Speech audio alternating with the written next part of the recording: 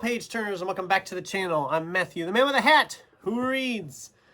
And it's time to look back at the month that was. This is my April wrap-up for April 2024. It was a good month of reading. We ended up getting 14 books read this month, which is up 3 from last year over the same point when we read 11. It brings the year total to 49, up 3 from last year when we had 46 at the same point. So we're moving right along in this year. We have a good start towards that 141 goal or whatever it is I have set. I think it's like 140 books I have set as my goal. So we're on our way well along here. I didn't quite get finished with some of them. I didn't quite get finished with Bloody Rose. I'm about a quarter of the way into it so far. It's been kind of slow going on that. I just haven't had time to really focus in on it. I'm hoping this weekend to really get into it. And I never did get around to Matt Ruff's Set This House in Order or Matt Haig's The Possession of Mr. Cave. The Matts just weren't with me in April. But in May, we'll get them done here. So let's get into the stuff I actually read. In the Lake of the Woods by Tim O'Brien. This was a gift from my girlfriend, along with The Things They Carried, which I really enjoyed. This one, it's well written. I just didn't love it as much. It's kind of a mystery thriller. His wife goes missing. Everybody thinks he did it. And it's a mystery in that regard, but it doesn't ever really give a resolution, which I know that's not the point of this book, but when I'm reading a mystery, I like a little bit of a resolution. There's a lot of chapters like, well, maybe this and this and this and this happened. Okay, but what actually happened? We never find out what actually happened, which kind of ruined it for me. I didn't mind it. It was a 3-star read. It is very well written. Tim O'Brien's a fantastic writer.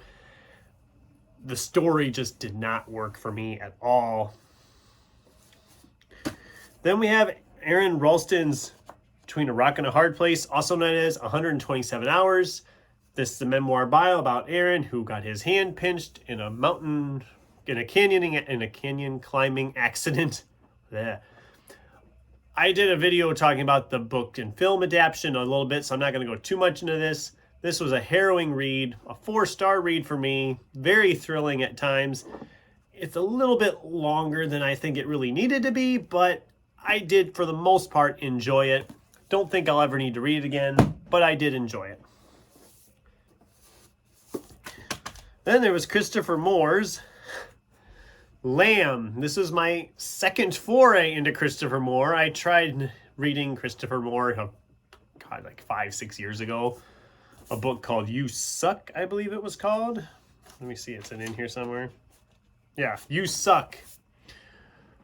Which I thought was okay, but I didn't really love it. And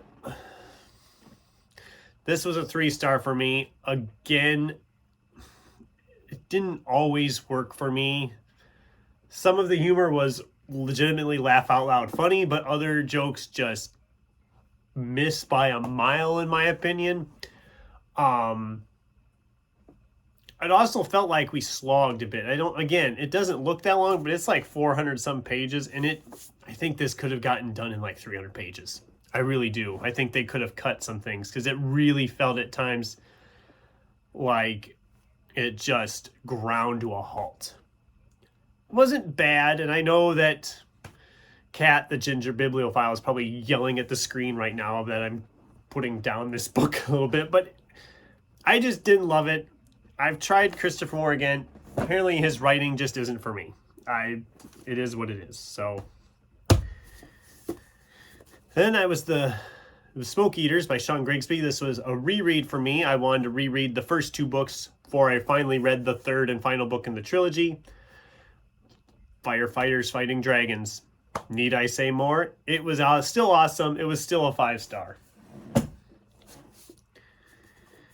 Then it's time for the first of a few library books that I read this month with Michiko Aoyama's What You Are Looking For Is in the Library. This is very much is very much similar to Before the Coffee Gets Cold, only instead of a coffee shop, we have a library.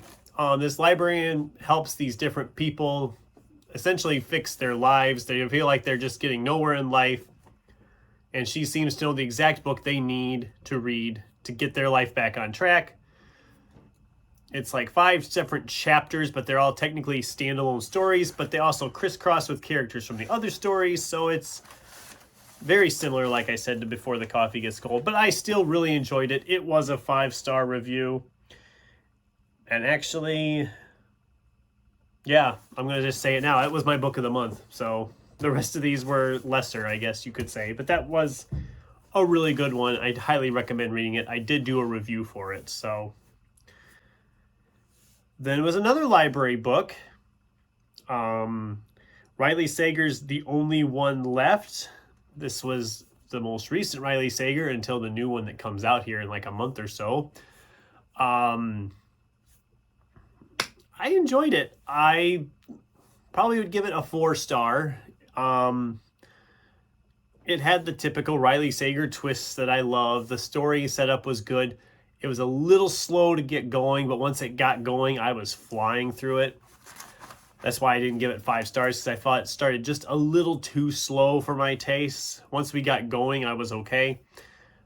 Fantastic. Probably on the higher end of a ranking of Riley Sager books, which I was going to do a video of, and then I didn't do it. I seen someone else did one about the same time I was thinking about doing it, and I thought, I'll just wait till the new one comes out.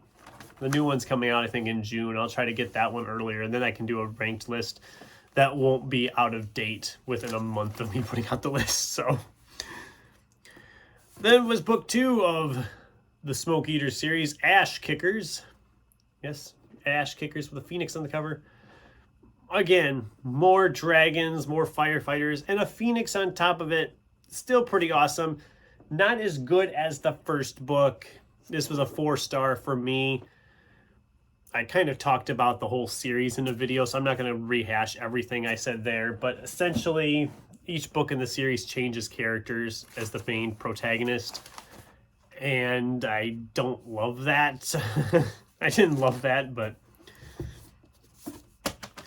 All right, then we have James L. Brubart's The Long Journey to Jake Palmer. This was a 3-star for me. I've had this book sitting in my stacks for a long time. I just never was getting around to it. So finally decided, since I'm essentially challenging myself to read the books that have been sitting here the longest, this seemed like the ideal one to pick up. It was fine. It was fine. It again felt longer than it needed to.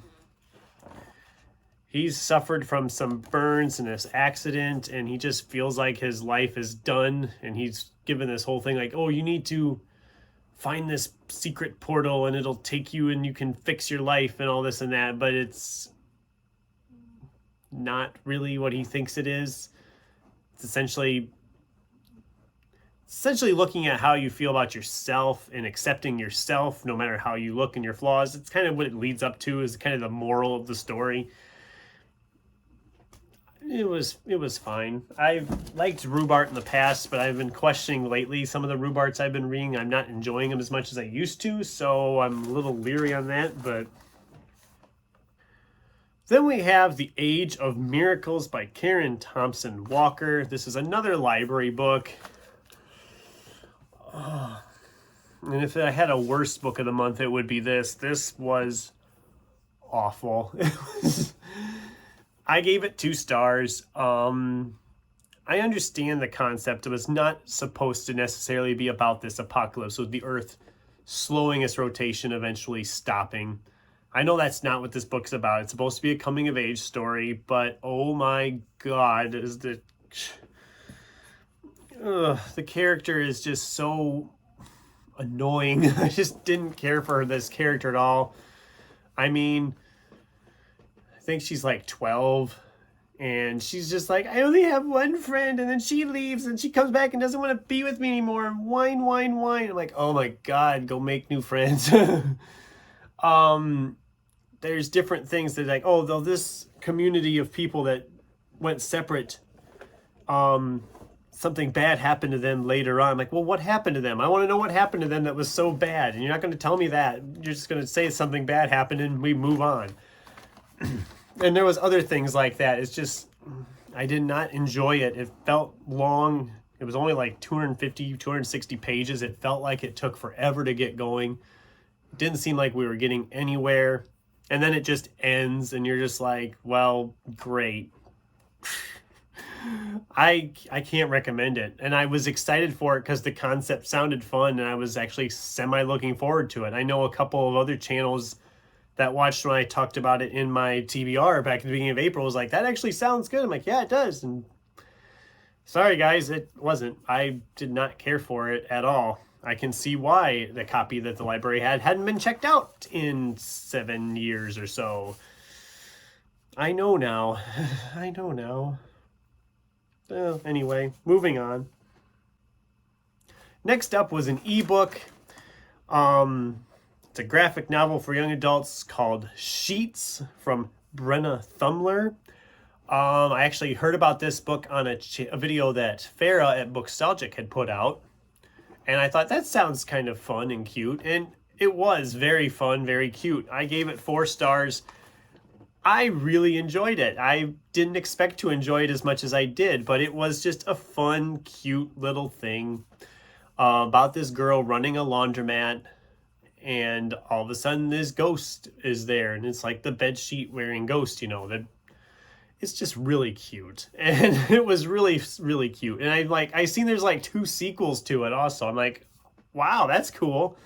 They didn't have either of the sequels in the ebooks of the library, but whatever. Maybe I'll pick them up eventually. I mean, I did enjoy it. The first one was really cute, so we'll see what happens. But then we finally finished the Smoke Eaters trilogy with book 3, Flame Riders. Again, I did a video talking about this series. This was a 4-star for me. A nice conclusion to the series, but not as good as the first. Then I broke the TBR. I went off and picked up this book that had been sitting here a little while. This was in complete blind buy. And I'm going to butcher this author's name, but I'm going to try here. Audur Eva Olafsdottir.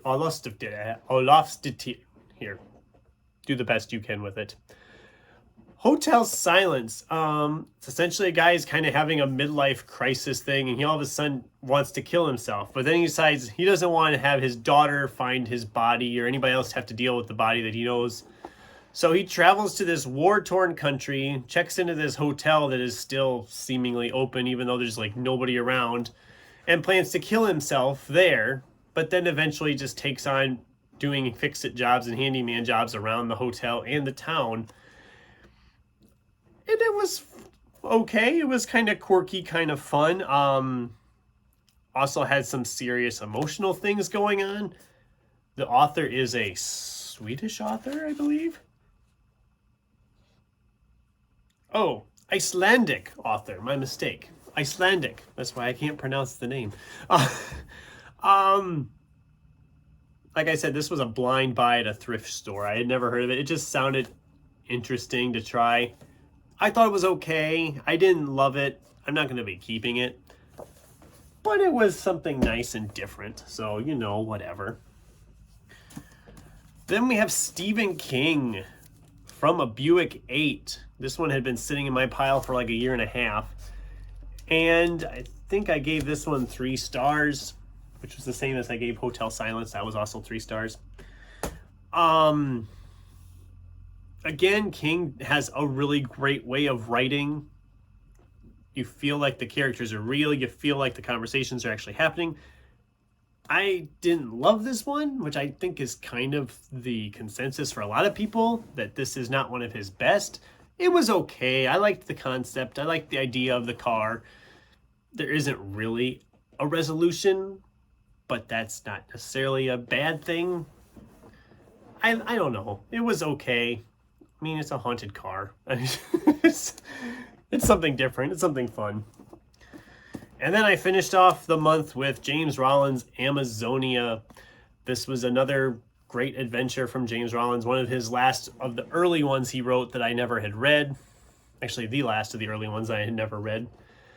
I'm not going to go too much into detail with it because I am planning to do a review yet, but this was a 4-star read for me. I did enjoy this. Be on the lookout for the review. I'm hoping to get that out within the next week or so. And that was the month. That was the month of April. It was a good month of reading. May is looking like it's not going to be as good as April just because of the way the month is going and the way time has been lately.